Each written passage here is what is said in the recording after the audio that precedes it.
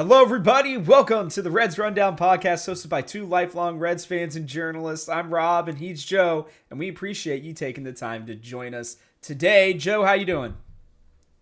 I'm pretty good. It was a weird week for Reds baseball, and some things we didn't expect. But overall, I think playing those two NL East teams, coming away with that 500 record for the week, not too bad overall. Yeah, no, absolutely. I think we'll continue to do deep dives into this stuff, and you'll hear it throughout while we're discussing. The Reds are 5-4 as of now. Like we said, we do record these either late Sunday night or Monday in this case.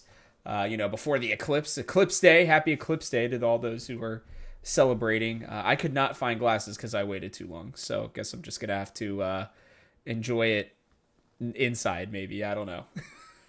Can't look at it directly though, Joe. I want to keep my eyesight. So That's what I was going to say. If we're going to get to some lineup talk later, if you don't want to see the lineup anymore, Rob, you can just go walk outside around 3 p.m. and look directly into the sun, and that way you don't have to see it ever again. yeah, it'll be like that episode of SpongeBob where the guy looks into the sun and his eyes just bleed out. Basically, that'll be me. That's how it is looking at this lineup half the time. We've gotten to the point, and we are going to discuss the lineup. We've gotten to the point where Joe and I don't even text about the lineup anymore because we're so pissed. Like, we just know. I can feel his frustration every time the lineup comes out. I look at it and I'm like, oh, man, Joe is seething right now at this exact moment because we're looking at it at the same time, if you guys didn't know. Oh, yeah. You know me too well. We're going to talk. There's some extenuating circumstances as well, but Yeah. yes, it's definitely something we need to talk about and something that needs to change and hopefully, or if it doesn't change, hopefully players start hitting the ball a little bit better. But overall, I mean, it's okay for now. But if we start losing some games, dipping below 500, and that's going to be where Rob and I get a little bit more angry. Yeah, right now we're in happy mode because we're 5-4, and that's really not too bad.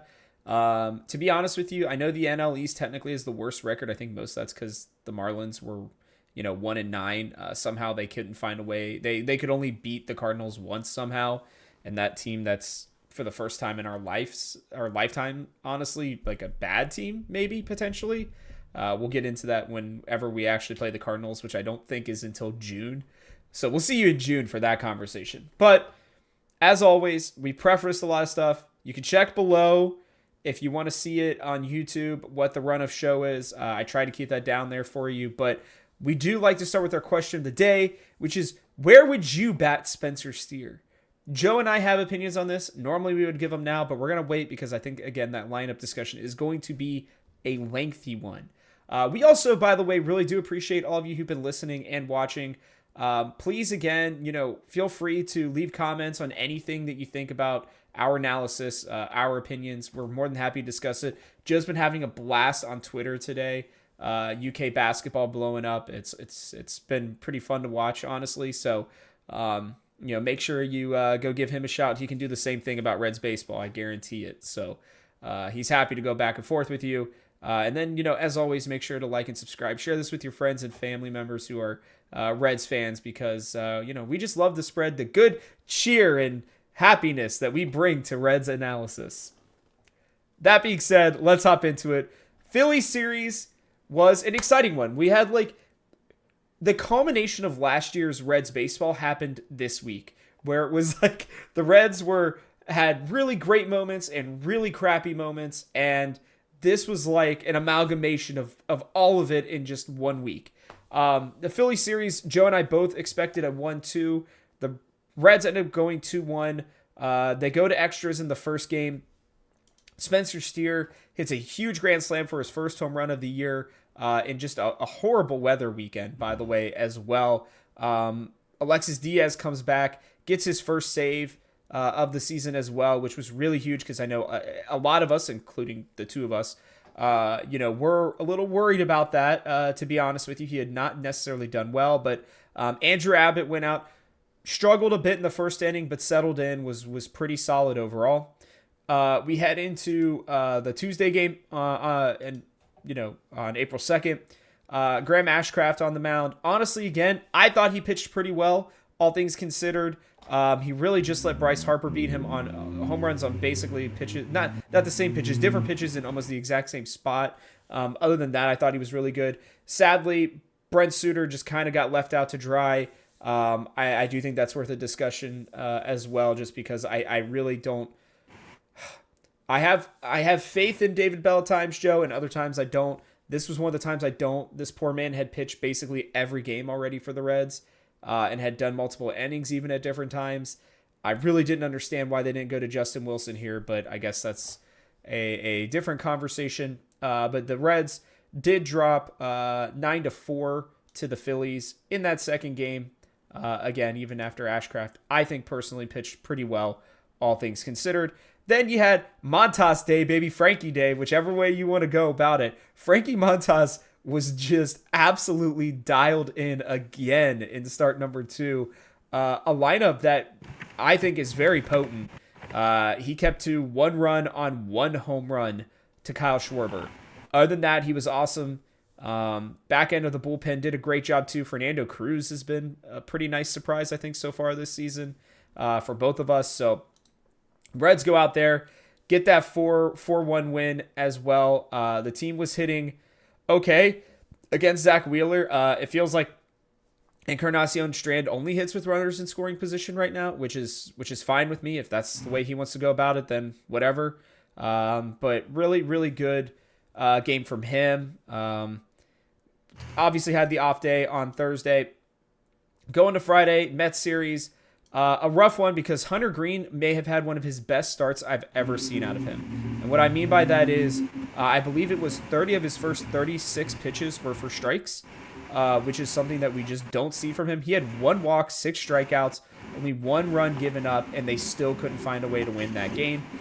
I will give Mets pitching this entire series a lot of credit. I thought Quintana was amazing. Severino looked like he did with the Yankees. And then, who was it? Sean Manaea looked great on Sunday as well. Sadly, a 3-2 loss there. Reds almost brought that one back outside of bad base running and other mental errors, which was very unfortunate. Reds win the slugfest of the Saturday game 9-6. Nick Martinez looked pretty awful, to be honest with you. But Buck Farmer, Emilio Pagan, and Alexis Diaz came in, got the job done. Big 8th inning for the Reds. Spencer Steer hitting a 3-run home run. The Reds looked great. That was probably one of their best innings of baseball that I'd seen.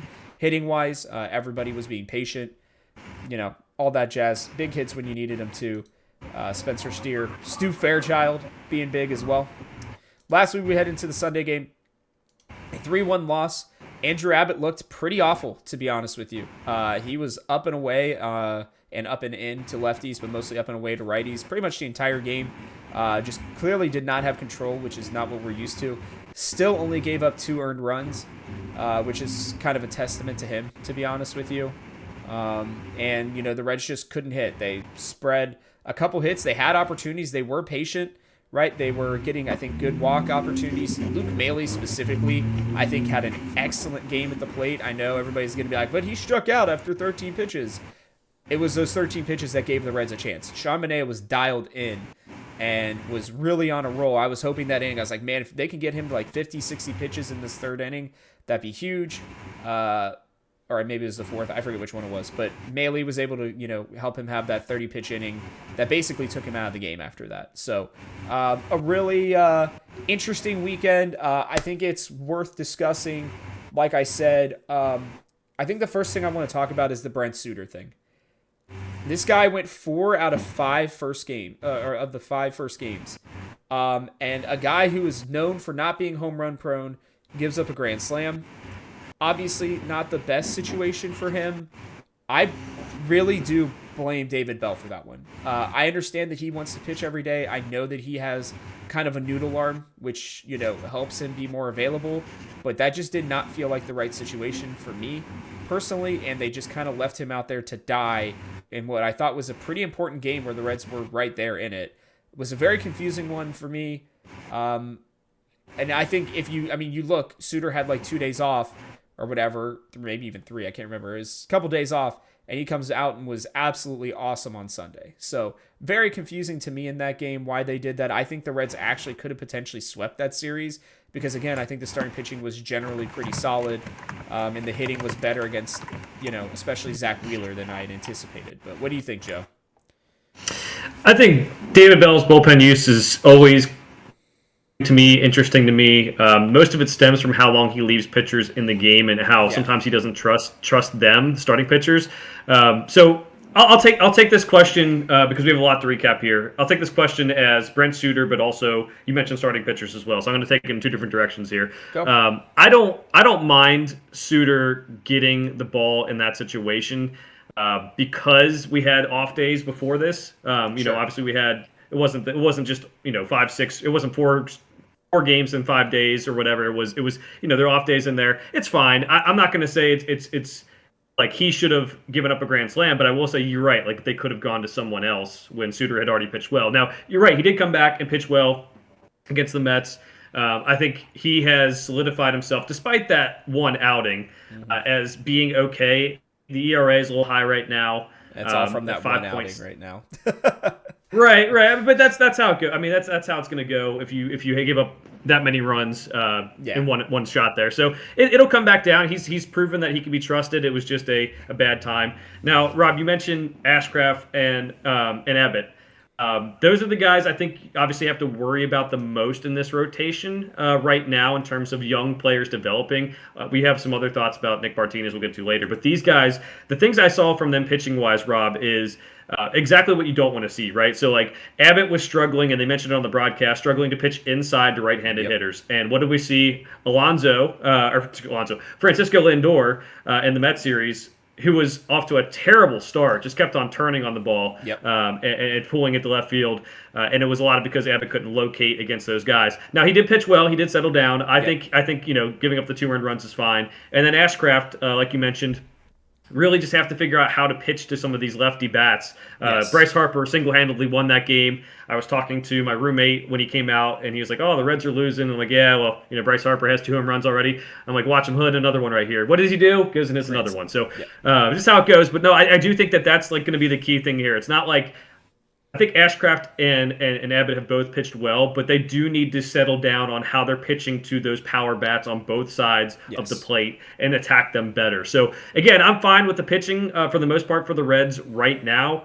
We'll talk about Nick Martinez later, but the offense has really fueled them, obviously, in different ways until they kind of sputtered down the stretch. But that's kind of my thoughts on the pitching. David Bell needs to, I think, do a little bit better time talking about when to use certain pitchers, and I think Derek Johnson has to do a better job in terms of telling people how to pitch to certain hitters on both sides of the plate for different pitchers. Yeah, no doubt. And I think that was the issue is, Abbott. And here's the thing is I put out a tweet about it too with Abbott specifically. Like, if that's as bad as he's going to look, then we're in a pretty good spot. And I think you'd say the same even about Ashcraft, because outside of Bryce Harper, he was awesome. I mean, he looked great. His stuff was electric.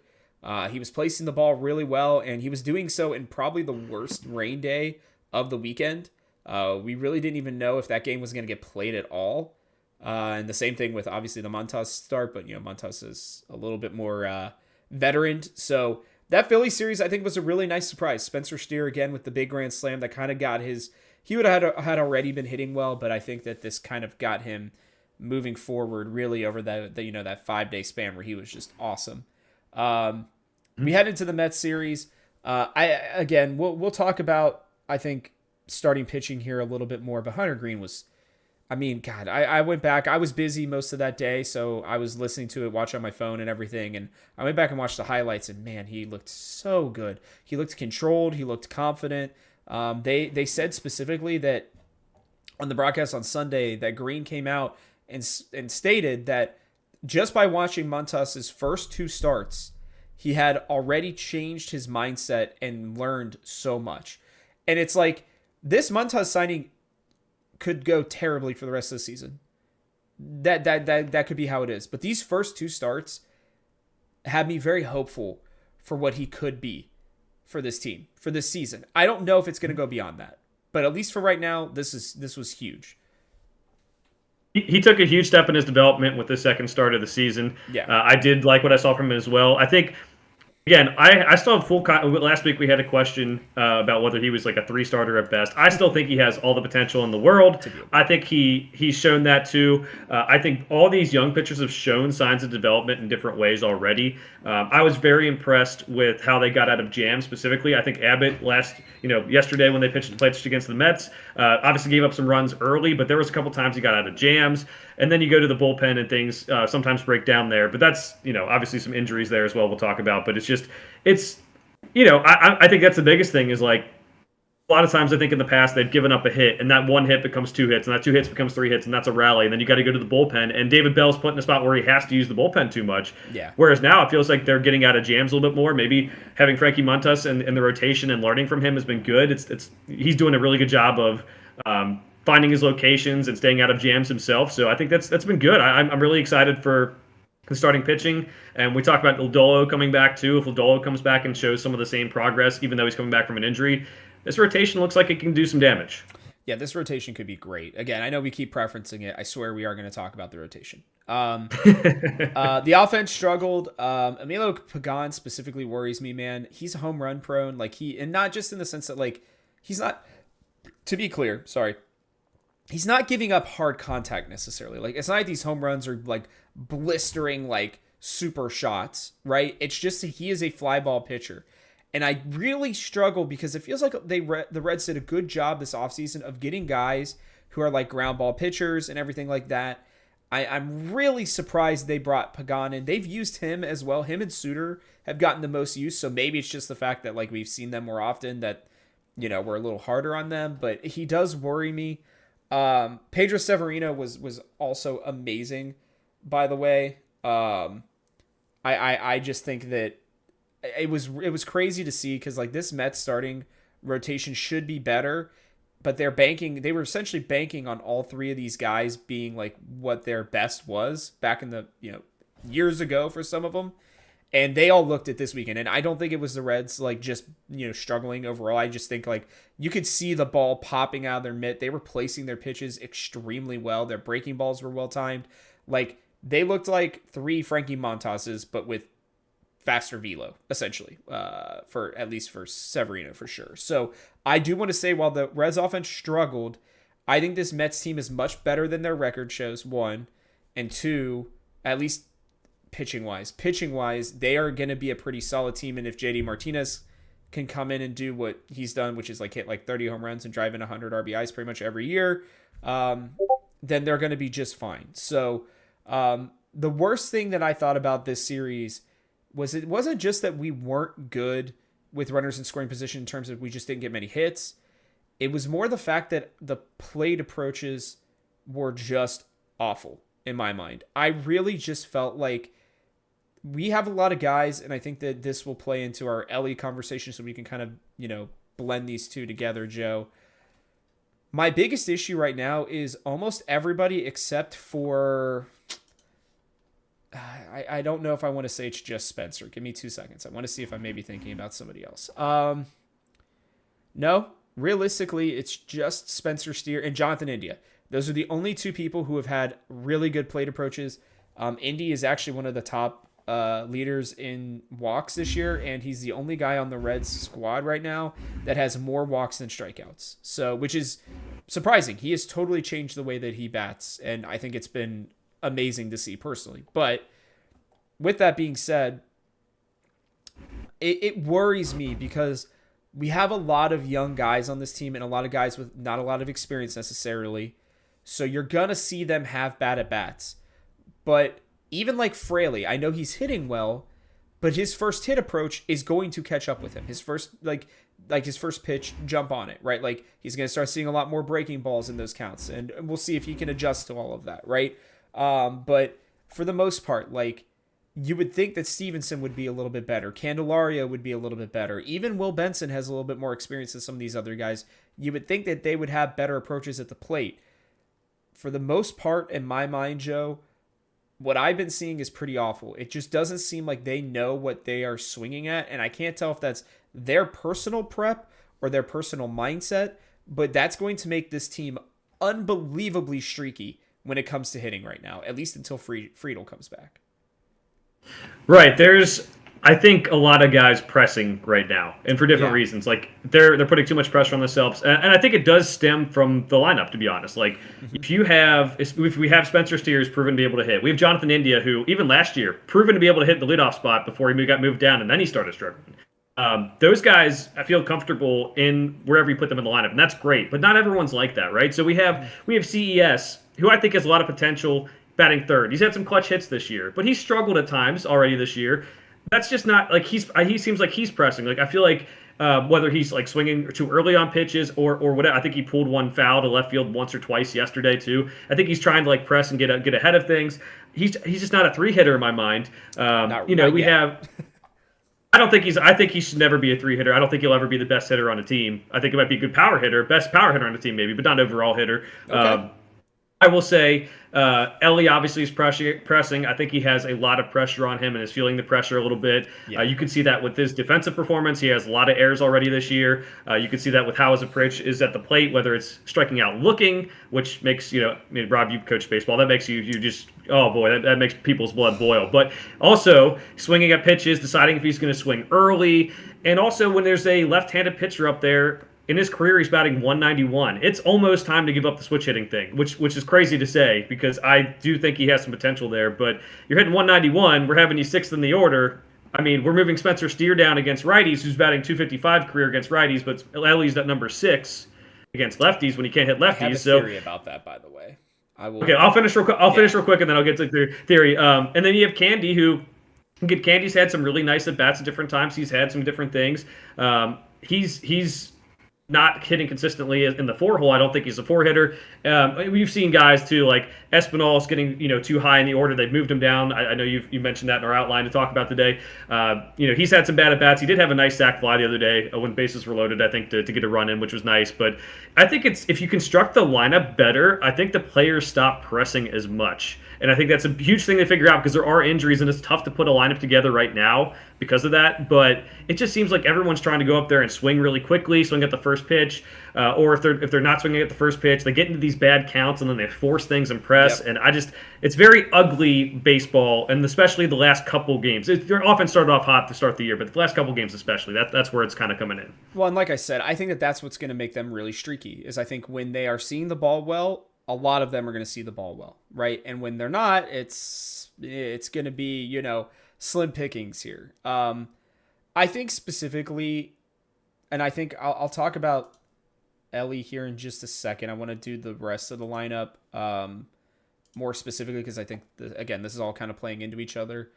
I think I don't. This is gonna sound so bad. I don't like Candy's swing. I know he's obviously a good baseball player. He's hit well, but it's really long to me right now, and I genuinely worry about the fact that teams are pitching him up and in so much, and he just can't get around on it. And I don't know if he will be able to because his swing. One of the things I think that makes Candy, obviously currently at least, a better switch hitter than Ellie is his swing is basically the same from both sides. Now that's not always the case. It doesn't have to be that way. But it feels like it's a lot more natural, right? And I think that for Candelario right now, I just don't love him batting four. I just don't think that. I thought maybe at the beginning of the season he'd be a little bit better than this. I just think that his swing. I think you're right. He is more of a doubles hitter for sure. He'll hit more home runs in Great American Ballpark. I still stand by that.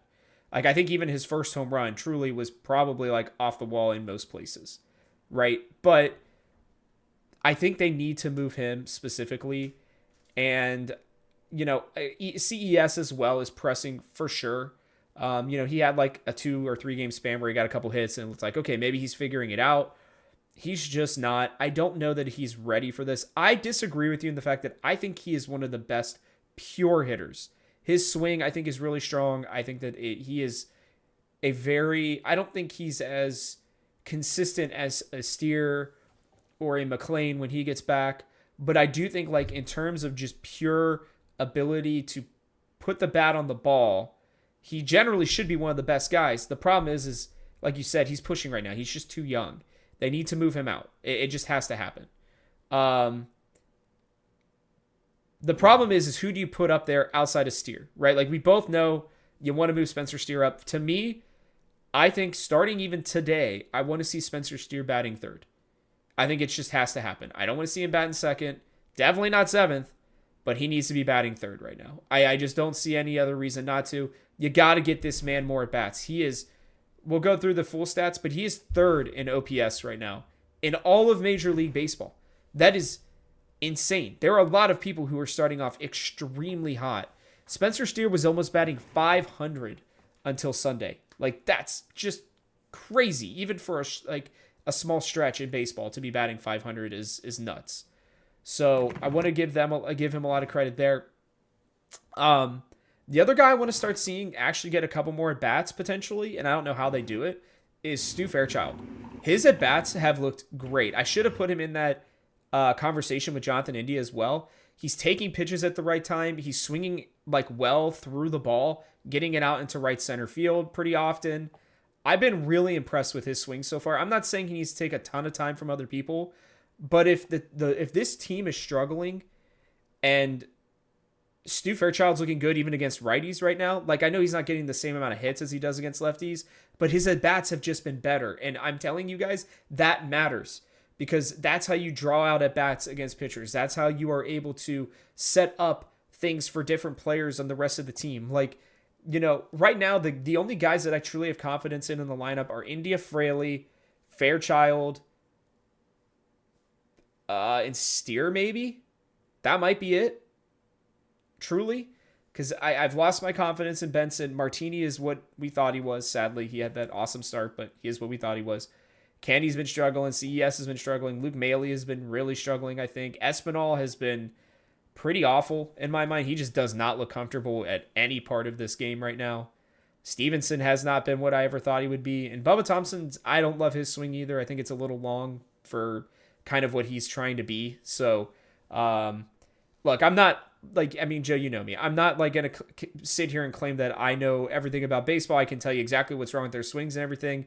I'm just giving my general opinion about it. And right now, this lineup, I think, has a huge problem in the fact that a lot of these guys not only are not producing, but I don't know that it's weird. Like their types of plate approaches and mindsets are too cobbled together where they have guys who are not working counts in the right time frames. Like it's really confusing to me. And yeah, that's where I'm at with the lineup. I'll talk about Ellie here in a second. I know that's a lot, but it's just true. Yeah. There's just like, it's weird. It's like you got guys who are striking out a lot in the wrong parts of the lineup, and you're not able to string those hits together or string good at bats together, and that's killing the Reds' momentum in so many different areas. I said it last week, I think. I'll say it 100 times. They need to model things after the Braves, and they've done so in terms of locking up some of the young guys, but they need to have their best hitters hitting first. They need to stop worrying about lefties versus righties all the time because, as you said, sometimes you don't get a hit, but sometimes you have a guy who has a 13-pitch at bat like Luke Bailey does. That helps move things along. And you can't sit there and have guys like Ellie, oh, well, he's a righty going against a lefty because he's a switch hitter hitting 191 as a career. That kills your lineup. So if you got to figure out where you're going to put these guys. So for me, I'm with. I guess we're answering the question of the day both here. I have Steer in the 3-hole. He is the best hitter. Yeah. He proved it all last year. He's 255 against righties still. He's going to have good at-bats. He has a decent approach. India also has that approach. We're really missing Matt McClain here because his approach to the plate, it would be very useful at the top of this. If he was right now, I mean, take everything out of the equation in terms of like the guys who are struggling. If you had India, McClain, Steer, and Friedel as guys you could put at the top of the order who are going to extend at-bats, in whatever order you want to do it, that, you know, again, I don't care about the order. I just want your best hitters hitting up near the top of the order.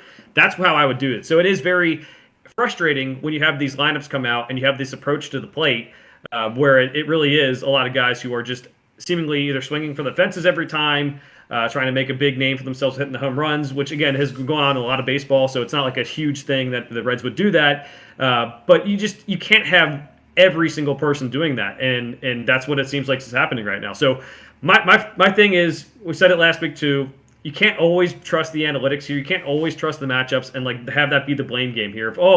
We don't like. There are things right now that are not great for the Reds in terms of the roster, in terms of how David Bell can build these lineups, right? So we have limited number of hitters who are left-handed, or excuse me, right-handed, who can go up against these lefties. If you're looking at like, hey, we have some switch hitters here. We have Ellie, we have Candy, and all that stuff. So a lot of people have said we just don't have those big bats or whatever. So that's fine. We're missing out on McLean, we're missing out on Marte, and then obviously Friedel's a left-hander, so it doesn't really come into the equation. I get it, but at the same time, you can't keep on running the same lineups out there and expect different results without a different approach. So the Mets do get a lot of credit for having good starting pitching. I want to see Spencer Steer move up in the order, and he's been batting second against lefties the last couple games. Bat him 3 all the time, every single game. Move CES down, let him use his power, let him say, hey, you don't have to try to hit for average every single time now because we're moving you down to the 4 or 5 spot, whatever it ends up being. Let him try to drive runs in.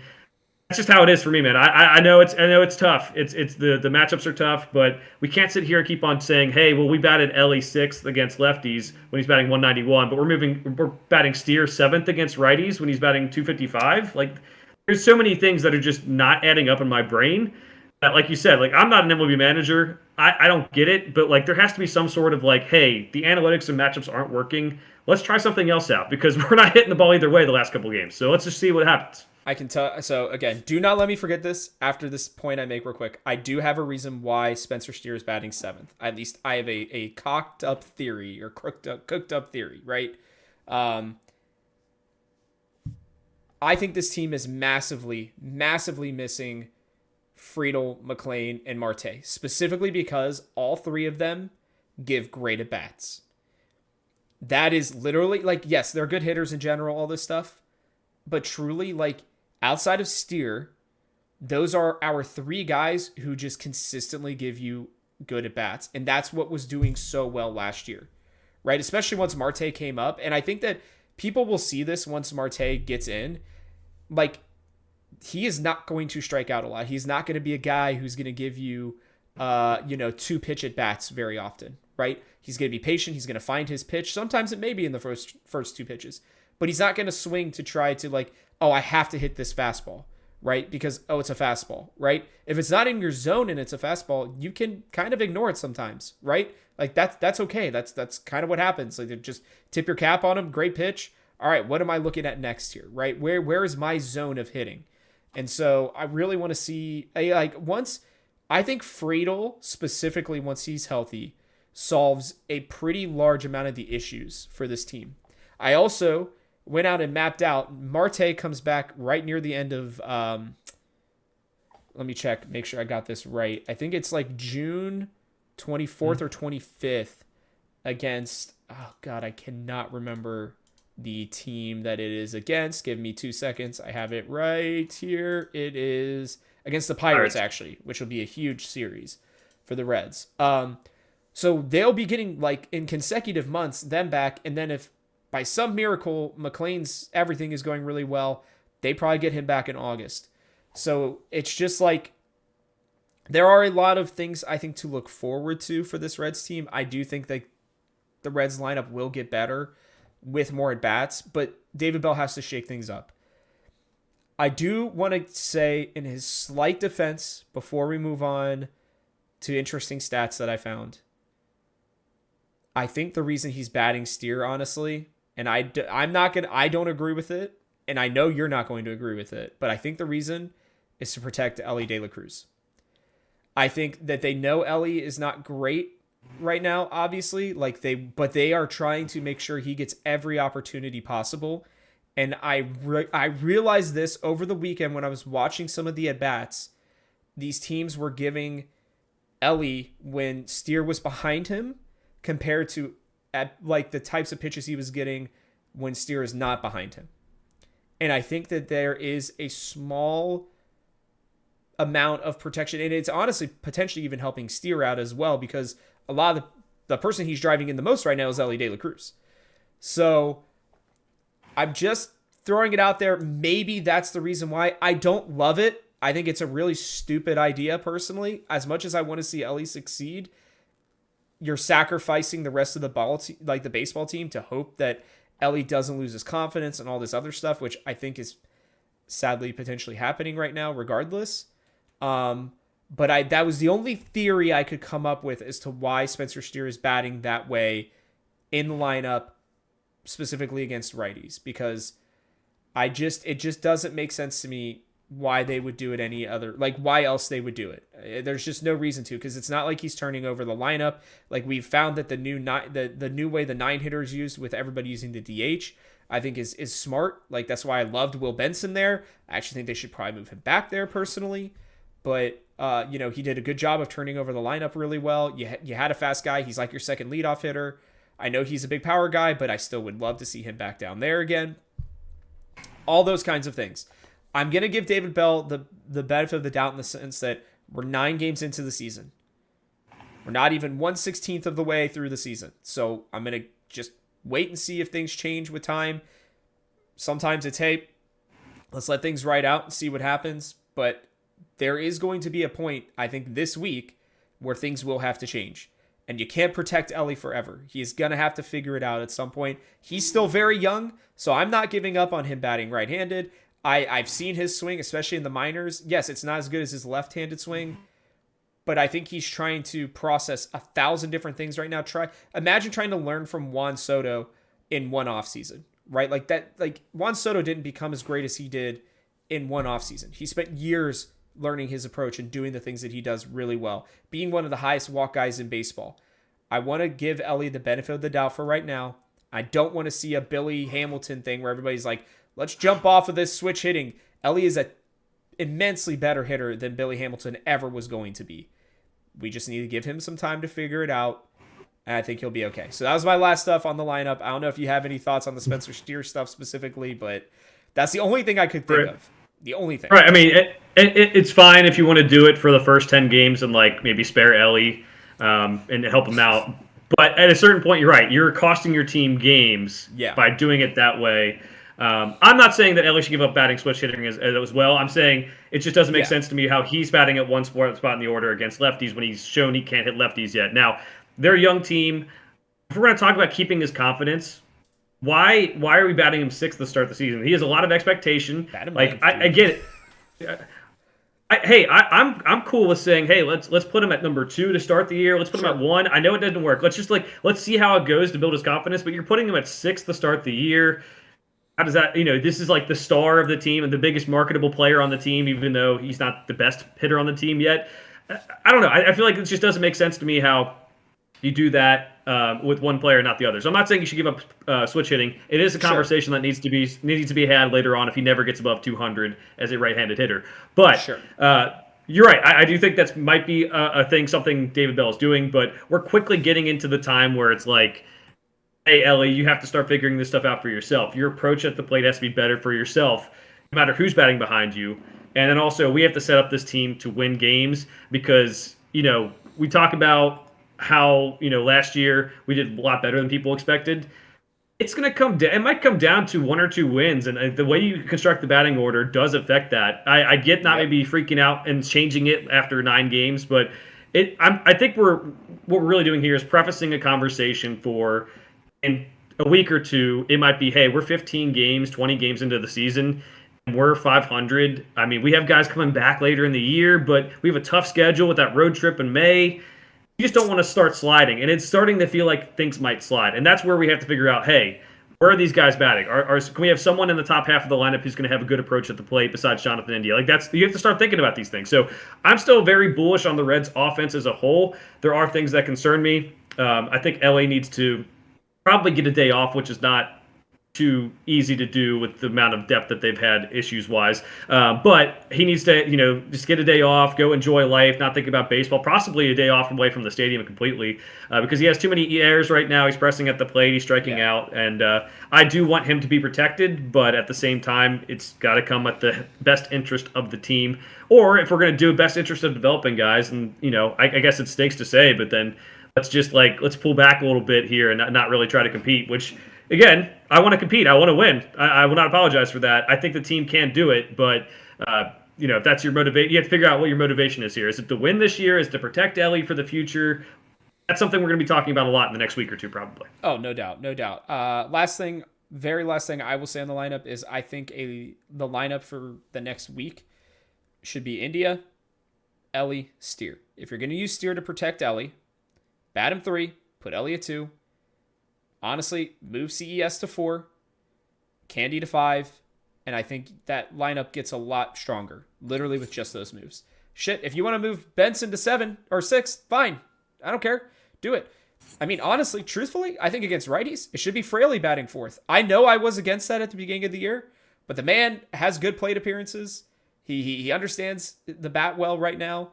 Maybe you move him up, put Candy at 5, put CES at 6, something like that. I don't know. Some combination of that I think would be so much better, and I would love to see them make that change. I don't know if that's the end all be all, right? Like, I'll have to rethink about it.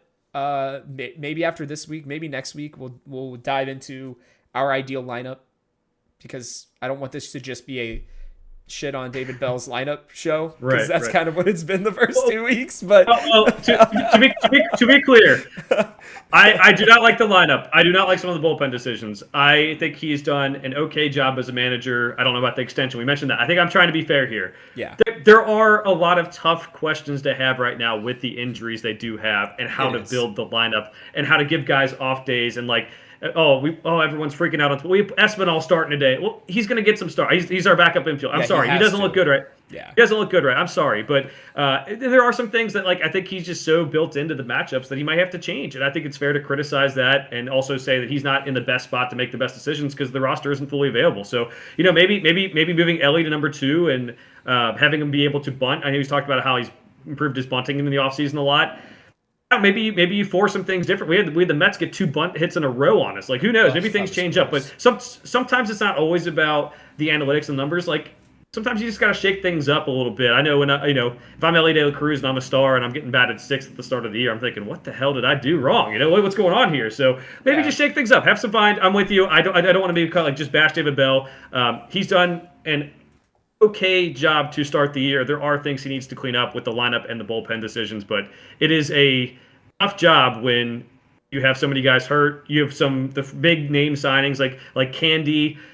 Batting him 4th. I don't know. Like, I guess you want to try to figure out what he's going to be for you. So maybe it's like, I'm being so hard on him batting Candy 4th. But yeah, it's like one of those things. I think things will have to change in the next couple of weeks. We give him 10 games to see how things start, and then in the next couple of weeks here, if things still stay the way with the plate approach, with guys batting terribly against lefties or righties or whatever, then make your changes and try to go for a more competitive nature. And I will give Ellie this credit as we move on here real quick too. The guy did have a hit in every single game up until I think it was Saturday or Sunday. I can't remember which one. So I'm not actually, it was Sunday. Yeah. So I'm not going to, like, he is still getting hit. He is going, I truly still believe, and I know you probably do too, he has the potential to still be one of the best batters in baseball. He just needs more time. He's only really has a half a season plus a few at-bats, basically, at this point. So we're going to be critical of him like everybody else is, and we're going to be critical of these players because we want to see them do well. I mean, this team, at their height of their potential, truly, this team, like, if everybody is reaching close to their best, this team is like 100+ win baseball team. Like, truly. It's just, they're not always going to be at their best. So that's probably why they're closer to the 80s right now. So we'll have to see. We'll move on, though. I do want to get some interesting stats in here real quickly. Starting pitcher stats so far this season. Hunter Green is surprisingly leading the team in WAR with 0.4, which is actually pretty awesome, with Montas right behind him at 0.3. And the combined, so all these stats are without Nick Martinez. So to be clear, we're taking out 2 starts of his. 2.43 ERA, which I know you care about immensely, which is smart. It's a good stat. But I thought that was really important. Combined batting average is only 0.214, which is pretty crazy. And their combined whip is a 1.108. Those are excellent numbers. Not just good. Those are excellent numbers for starters. Anything below a 3 is great. Below a 2.5 is insanely good. And that's with, again, Abbott has been the worst pitcher so far in the the worst of these 4. Martinez has obviously been the worst one of the rotation. But if Abbott is struggling this much to start off, and this is the worst that he's probably going to look, then you're in a good spot. I mean, truly. Hunter Green and Montas have been amazing. Abbott surviving both of his, and I do mean truly surviving both of his first starts, because he's been all over the place so far.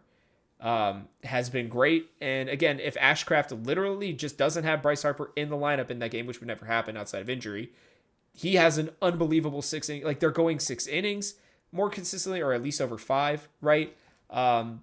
They're striking out people, not at an insane rate, but at a pretty normal rate outside of Hunter Green, right? Like they're putting the ball in the right spots. I just wanted to give these starting pitchers their due. I just felt like it was worth it real quick. I know it's only been twice through the line or through the rotation basically, but and we'll see how Ashcraft does today. But I was impressed. I really was. I did not think their strength was going to be starting pitching so far this year. I thought that would take longer to warm up than the lineup. Right, and I think it's a good time to talk about this. I mean, Nick Martinez should move to the bullpen as soon as Lodolo comes back. Yeah. He's a couple good innings here and there. I think he could be very good in the bullpen, 2 to 3 innings at a time. Rob, yep. I know you've mentioned that he's really bad after 3 innings specifically. That's his role. He pitched 43 games for the Padres last year. He only started 9. So that's what I think they had in mind, was a swing starter, a bullpen day starter, a guy who can maybe spot start if you need it. But here's the thing. We have Lodolo coming back. Williamson coming back. I think if Lodolo doesn't work out, you can bring up Williamson. You can go find another guy who can eat innings if those guys don't work out or if other injuries happen. You bring Connor Phillips back up. That's probably a longer discussion we can have later on. But Nick Martinez needs to be in the bullpen, and it's for the good of the bullpen, too. Like, we have guys like TJ Antone, who just went down with the injury. I mean, Tony Santillan's probably getting the call-up, and that's good because he pitched well in spring. But, like, I would love to have another right-handed arm like Martinez is in the bullpen, a guy who can, if we need, hey, our starter gets hurt after an inning, hey, we need you to go 3-4 innings. Yeah, I need that guy in the bullpen. So if this team's going to be at their best, that needs to happen. I'm impressed with the starting pitching as well, other than Martinez. And even he did some things I think that are worth noting. Like he did okay. It's just for this team to be as best as they possibly can be, put him in the bullpen, let Lodolo come up. He's supposed to come back April 10th, so we'll see what happens. Lodolo's back April 12th officially. I don't know if you saw that. So they'll reinstate him early. He'll be with the team officially. He took his lumps, I'll say, in AAA, although he pitched pretty well for the most part. He wasn't great, but I think he was solid enough. They just needed him to see if he was healthy after pitching those days. That was what was most important. They didn't care what the stats were necessarily. Starting pitching wise, Martinez makes this bullpen a lot better. And specifically, it's the second time through the lineup once he gets to like the 3 and 4 hitters that he has struggled with. So, and he's given some great innings to start. So they need to figure that out on bullpen days, dude. You combine him and Brent Suter for 3 innings plus, like each. You got 6 innings and you're heading to the back end of your bullpen. I mean, seriously, like they've done a great job in construction of parts of this team. I still, like you have said in the past, would love that kind of superstar. Maybe Montas ends up being that. Maybe Candy finds his way into being a really good guy as well, right? But for the most part, I like the pieces. Sorry, this is also we're not just going to shit on the Reds. They're 5 and 4, and they're playing pretty solid baseball for the most part. So, other things real quick. The Reds are leading the league in triples, which is pretty cool, especially considering that we're playing in Cincinnati, which is not exactly a triple-friendly ballpark because it's so much smaller. A couple of those triples might actually be home runs in places like Colorado, which is kind of interesting to think about. So with the speed of Ellie De La Cruz and Will Benson, we'll have to watch that in bigger ballparks. Actually, I'm kind of excited at the prospect of that idea. We're also, not surprisingly, leading the league in steals. Our double steals have been unbelievable. Just the way they changed the game. I think the times that to give David Bell again his credit, the times that he's calling those up have been damn near perfect. I've loved seeing it. Spencer Steer is top 3 in baseball in OPS, dude. Absolutely crazy to think about. His WAR is 0.9 in just 9 games, which is also just unbelievable, to be honest with you. Only Mookie Betts is doing better, and let's not forget that Mookie Betts has also played 3 more games than the Reds have, so you got to give Steer credit there. Most projections had him at 1.2 to 2.5 WAR. He is very likely to hit above 3 if he can, not even if he just continues, but if he just has a pretty average season from here on out. That's pretty crazy when you think about it. Like that's elite levels of baseball. I don't think he's going to be a 5 WAR guy all said and done. I think he might just be a 3 to 4 year, guy for most of these years, but really pumped to see the way he's been doing it. The one thing I will take off of him, though, is his batting average on ball in play is at 435.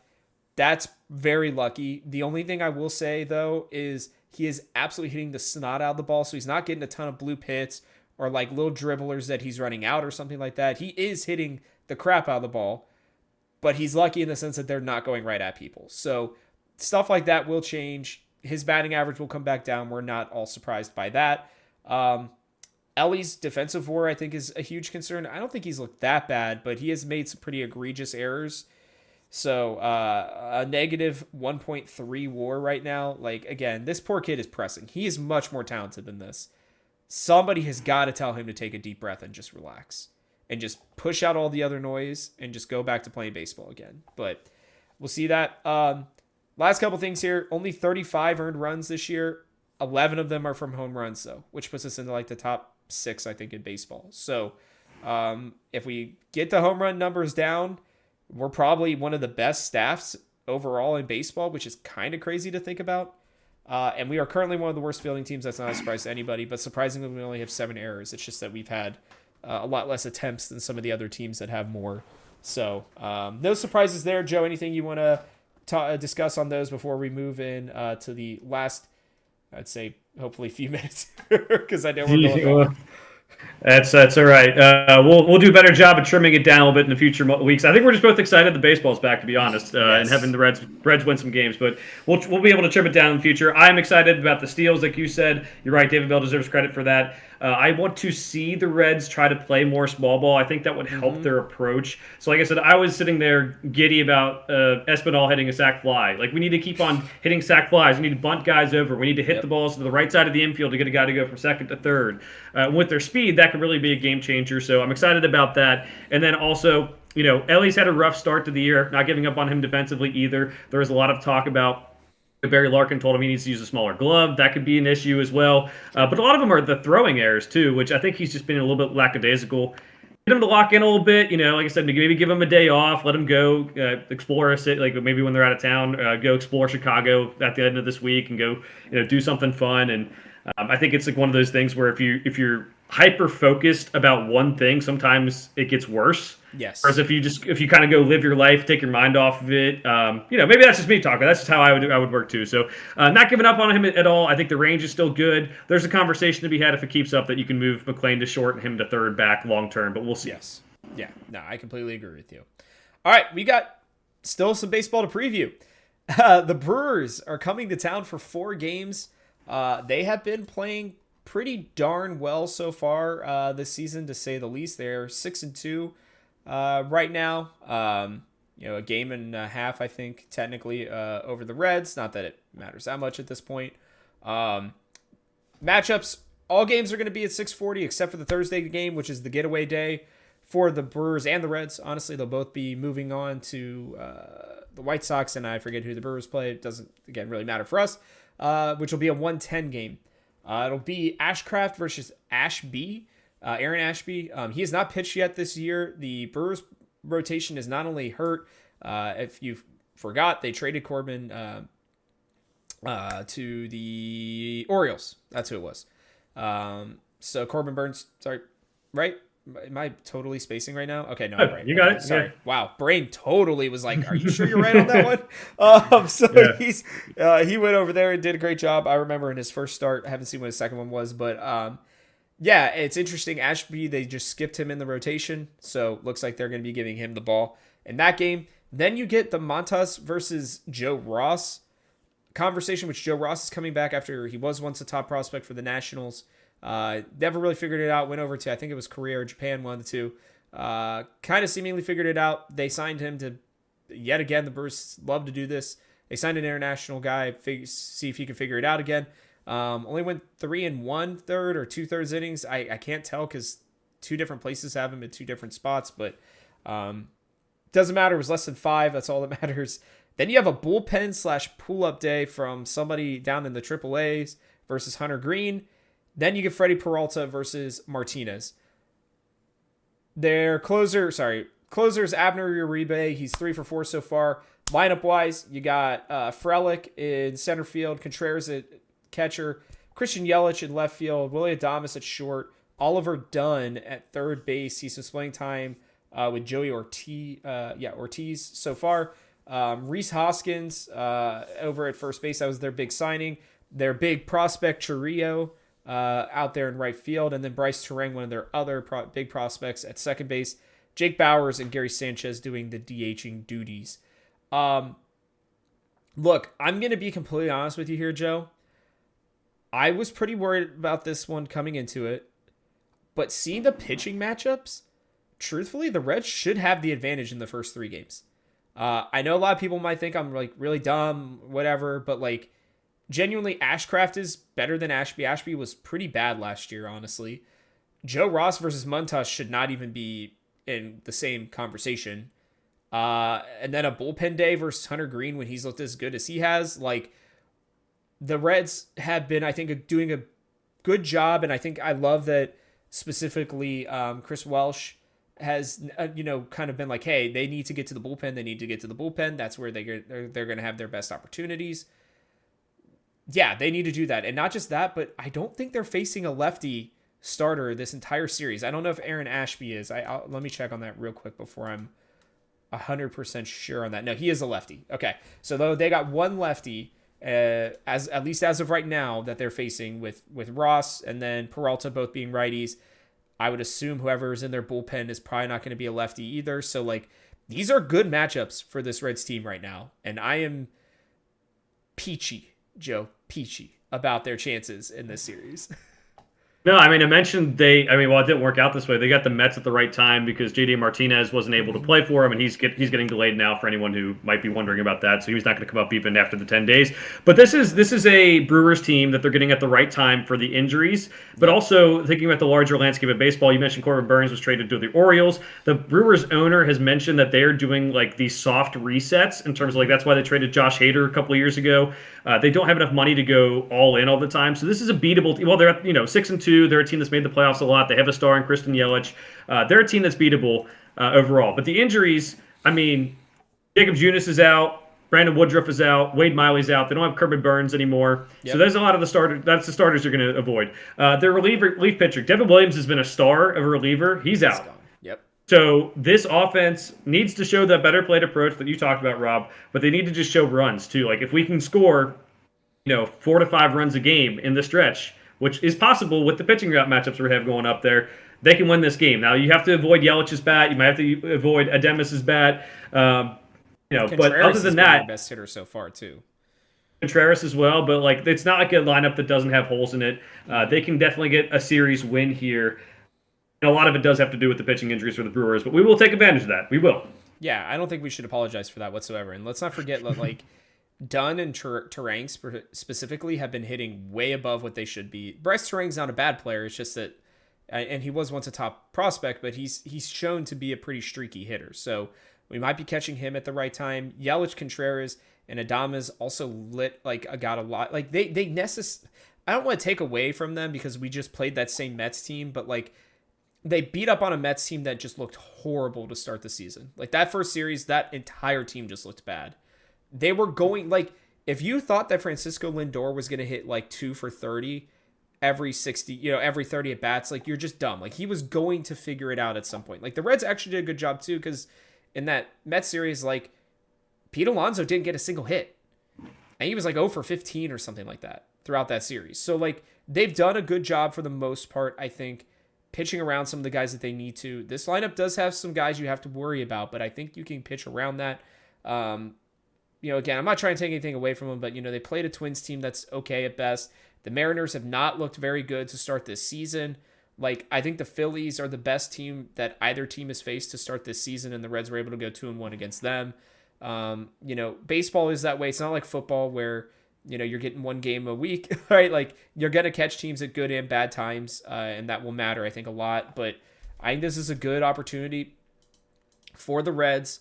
I can't believe I'm going to say this because I was so certain I was going to go 2-2. I'm actually going to go 3-1 in this series. I just think they're at home. The Reds are, again, we've got Ashby, Ross, and bullpen before you see a really, like a true good pitcher, on Thursday. You got 3 days in a row to really, I think, just smack the crap out of them. And as long as Ashcraft, we know Montas and Green will probably be fine. Like, truly, as long as Ashcraft has a good series, and I think specifically pitches around Christian Yelich, I think they're going to have a good, because like the other thing is there's not a lot of big lefty bats in this lineup as well. So that's also going to play to the Reds' strengths where, we won't have to use a Brent Suter. We won't have to use a Justin Wilson in most scenarios. I believe Chourio, Hoskins, Dunn might be a lefty. Yeah, Dunn is a lefty. I checked it this morning. But Adames, Contreras, Hoskins, and Chourio, I believe, are all righties. So, it's a good opportunity for the Reds and a lineup that I think they just match up well against. So I'm going 3-1. Joe, what are your official predictions for the series? Yeah, I'm going 3-1 as well. It makes me very nervous that I'm doing that because this is again, on paper, the Reds should be able to do that, but it's like one of those things where the Brewers just give me this bad taste in my mouth. Like, they'll have these guys who we've never heard of, like Ashby, having great starts and just ruin our lives. But I'm going to say 3-1. They should be 3-1. I think they're going to get back to a good approach. Let's not forget they've won 2 series before they lost to the Mets, and the Mets have some frustrating moments for us. But, we get some good pitchers going. I'm going 3-1 as well. Yeah, and let's not forget, too, like, Uribe is not a known quantity in terms of saves. Like, it's good that he's 3-4, but the fact that he already has 4 opportunities for saves at the beginning of this season against, again, lineups that are even still not as good as ours with a lot of people hurt, I think that says a lot about this team right now. So, yeah, we'll go with that for there. I'm hoping at least 2-2, obviously, but I think 3-1 would be pretty awesome. Being 8-5 after this series would be quite the boost I think this team could really use. Because then you get the White Sox. Arguably one of the worst teams in baseball. I think the Marlins, I know they're 1-9, but I think the Marlins are a much better baseball team than the White Sox are overall. I think they just kind of started off pretty terribly. At least their lineup, in my opinion, is much better than this one. But the Reds will see Chris Flexen, former Mariners starting pitcher who's been on and off for most of his career. That should be the first day for Nick Lodolo to come back. You're not going to see him probably go more than like 4 innings. Like, they're going to really, I think, keep a tight, I don't know what you would call it, tight leash on him, honestly. But we'll have to see. That may actually be, if Martinez wasn't pitching the day before, which is still crazy to me, that would actually been a perfect day for Martinez to come in. That may actually be a Brent Suter day with Lodolo, kind of a double matchup there. Then you have Crochet, I don't know, we'll figure it out, versus Graham Ashcraft in that next one. And then Eric Fetty versus Frankie Montas again. Their closer is Michael Kopech. Their lineup, and this is one of the more pitiful lineups that I've seen. I know now they're going to go out and hit like 10 home runs against us in this series at home for them. But you got Robbie Grossman, Yohan Moncada, I believe it's Gavin Sheets, Vaughn, whose name I can't remember. He's hit well in the past sometimes. Andrew Benintendi, Cincinnati boy, pulling my Tom there real quick. Not David Fletcher, a different Fletcher. You got Shoemake, who's been for some reason getting more at bats and everything than Paul DeYoung, who's their other shortstop, who's arguably a much better player. Nicky Lopez, who, if you remember from the Royals series, in that Ricky Karcher game, callback there as well, had a couple good at bats. And then Marty Maldonado, who can't hit his way out of a paper bag, and is generally known for defense. So this is, I'll be honest with you, this should be a 3-0. I know it's not going to be, but I'm just going to predict a 3-0 because that's what it should be. This is by far the worst team we have faced so far. I know we didn't think that Mets lineup was very good. I know you especially didn't think that Nationals lineup was very good. This one is much worse, at least from what I can tell. Maybe it's just because we don't see them as often, so I'm not paying as much attention to them. But I've seen most of these guys in the past. Honestly, Moncada, Benintendi, and DeYoung are the only ones that I'm actually afraid of. The rest of this lineup, I think, is pretty beatable. The one thing I will say is they do have a lot of lefties in this lineup. From what I remember, I believe Sheets, Grossman, maybe not Grossman. I know Sheets, Vaughn. I'm pretty sure Sheets, Vaughn, Benintendi, and maybe Shoemake are all lefties. So That's the only thing that really worries me about it. But I just, man, like this is one that should be a sweep. This should be the first series sweep of the season. And if the Reds can finish 6-1 this week, holy crap, we are going to be in a much different mood, hopefully, for our next episode. But Joe, what do you think of this one?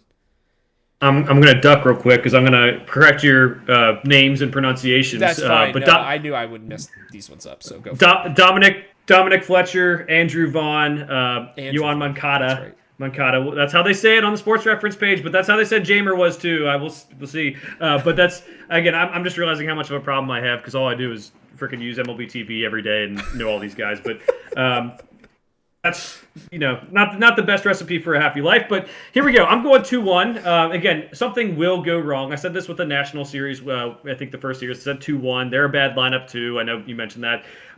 Something go wrong. I mean, Andrew Benintendi is still a very good hitter. I love the Cincinnati guy. I love how he's come up and has all the Ohio State high school records. He's gone to a couple different places, and he just hits. Maybe he has a couple home runs off of us because all the Cincinnati kids, when they play us, they always have good games. I don't know how that's going to work, but it's going to work that way. That's why they come back home one day. The pitching isn't great. The bullpen isn't great. The starting pitching isn't great. The bullpen's not great. The lineup's not great. They have a couple of different guys hurt. Eloy Jimenez, Luis Robert. I don't know. I don't think this is a team that should be giving us problems, even though they're at home. It should be 2 wins at least, and like you said, if things work out like they do on paper, it should be 3. But we'll see. Yeah, I mean, this is truly one of the worst teams from top to bottom in baseball. It's just they are basically just putting a lineup. I don't even know what they're doing as a whole. Like, I don't even know if they have one of the better prospects in baseball either.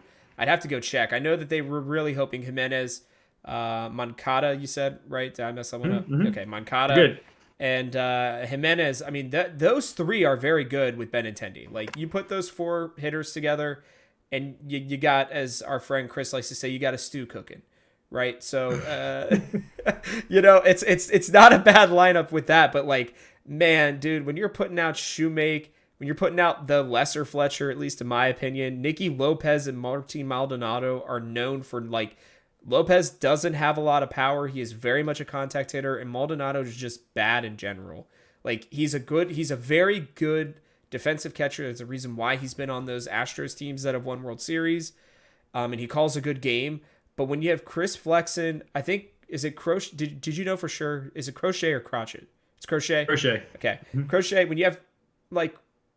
Crochet's the only one that's any, like, for sure good. Like, Fetty, they did the same thing that the Brewers did. Fetty went to, I think it was Japan, seemingly figured it out. He looked okay in his first start. This White Sox team just, they're not great. And you got Michael Kopech, who they have been misusing for years. He should have been one of the top pitchers in baseball. They just can't seemingly figure out a way. Like, he's one of those guys who will do a change of scenery, and I think he will look very good on whatever team he goes to. But they have moved him to the bullpen, specifically almost the closer role, after being a starter for most of his career. So he is still very young in that role as well. Again, this is just not a great team. So I don't know.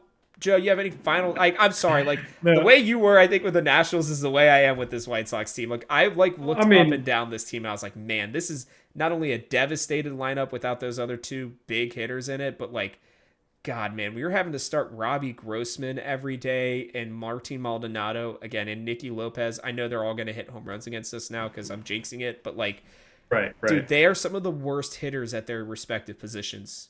Like they just are. So you're not wrong. Like, these are 2 teams that you don't have to sweep the series, but you need to win these series if you want to be considered competitive. Yep. Or if you're not going to win these series, that means you got to beat the harder teams. You don't want to have to do that. So I was looking it up while you were talking. They have 3 top 100 prospects. That is baloney for a team who has this few this talent bad of a team pieces. Right. It's bad. This is the Nationals, I think, have a little bit more ability. Like, hey, they went all out to win a World Series. They get like plenty of time to like kind of wind down from that World Series before they have to like really ramp things back up. Yep. The White Sox owner Jerry Reinsdorf, who also owns the Bulls, if you watch like the Last Dance documentary with Michael Jordan, and he's mismanaged the Bulls pretty poorly for several years. He's also the owner of the White Sox, like I mentioned, and they just don't fully rebuild. Like, these guys that they need to trade, and they won't trade and just rebuild. And It's a long time they're going to have to be here where they're going to rebuild. We have got teams like us and the Orioles and all these teams who are actually competitive who have way more top 100 prospects. So that doesn't mean everything all the time, but it does mean something. You're not wrong. This is a team, they should win the series. They should have won the series against the Nationals. It's not like these are two of the easier teams they will play during the Major League Baseball season, especially giving some of the injuries that the White Sox have. So I mean, let's win 2 out of 3 at least, and then go from there. Yep, that's all we can hope for. Even with Joe's predictions, that still puts us at 5-2 for the weekend.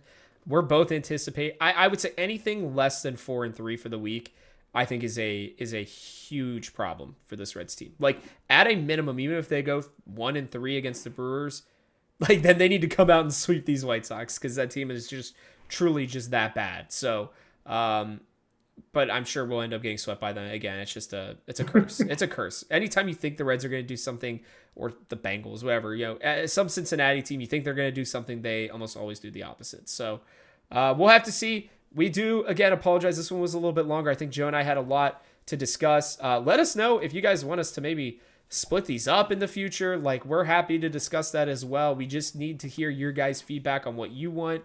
So let us know. We love doing this show. We're going to talk about the Reds anyways, whether it's on here or offline. So we're going to continue to do this. Hopefully bring you guys entertaining content as well. Do keep an eye out too. I think I have something coming out most likely next week. I'm going to be recording some stuff for it that I think you guys will hopefully enjoy. Maybe we'll even get Joe on there once or twice to, make fun of me for it. So we'll have to see, but keep an eye out for it. Make sure to subscribe again. And if you're on Spotify, we appreciate you listening. If you have a second, go over to our YouTube channel. It helps us grow this channel more and we can do more cool stuff. So, yeah, guys, with that, we'll catch you on the next one.